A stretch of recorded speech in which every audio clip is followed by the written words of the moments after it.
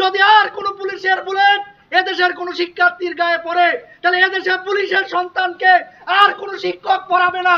Police যদি কোনো শিক্ষার্থীর বুকে গুলি ছোড়ে তাহলে পুলিশের সন্তানকে শিক্ষকরা পাঠদান করাবে না বলে মন্তব্য করেছেন নরসিংদীর আন্দোলনরত শিক্ষকরা।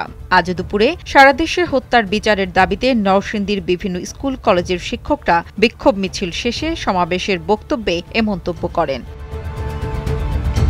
বিক্ষোভ মিছিলটি শিক্ষা চত্বর এলাকার পৌর মার্কেটের মাঠ থেকে শুরু হয়ে বিভিন্ন সড়ক প্রদক্ষিণ করে নরসিংদী সরকারি কলেজের সামনে গিয়ে শেষ হয়। ছাত্রছাত্রীদের ন্যায্য আন্দোলনকে, ছাত্রছাত্রীদের ন্যায় দাবিকে, কোটা সংস্কারের আন্দোলনকে তোমরা মেনে নাও। জীবনকে উপভোগ করার সব আয়োজন নিয়ে একটি নিশ্চিন্ত কমিউনিটি লিভিং নিশ্চিত করছে রূপায়ণ সিটি উত্তরা। ছাত্রছাত্রীদের ন্যায্য দাবি নিয়ে আজকে রাজপথে আছে, সেই দাবি পূরণ হোক, আর কোনো মায়ের বুক খালি না হোক, কোনো শিশু এবং নারীর উপর অত্যাচার না হোক, নিপীড়ন না হোক, নরসিংদীতে কোনো ছাত্র আর নিপীড়িত না হোক।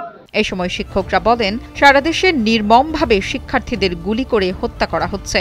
তাদের যৌক্তিক দাবি মেনে নেওয়ার বিপরীতে তাদের দমন পীড়ন করে দমানো যাবে না।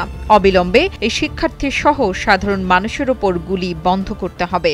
সকলের উদ্দেশ্যে বলতে চাই, আপনারাও এদেশের সন্তান, এই শিক্ষার্থীরাও এদেশের সন্তান। সুতরাং তাদেরকে হত্যা করার, তাদের বুকে গুলি ছোড়ার কোনো অধিকার এদেশের জনগণের। আর যদি কোনো শিক্ষার্থীদের ওপর গুলি চলে তবে শিক্ষকদের নেতৃত্বে কঠোর কর্মসূচি দেওয়া হবে। পুলিশ যদি আর কোনো শিক্ষার্থীদের বুকে গুলি ছোড়ে তাহলে আর কোনো পুলিশের সন্তানকে শিক্ষকরা পাঠদান করাবে না বলেও জানান তারা। নুসরাত জাহান কলি, কালবেলা।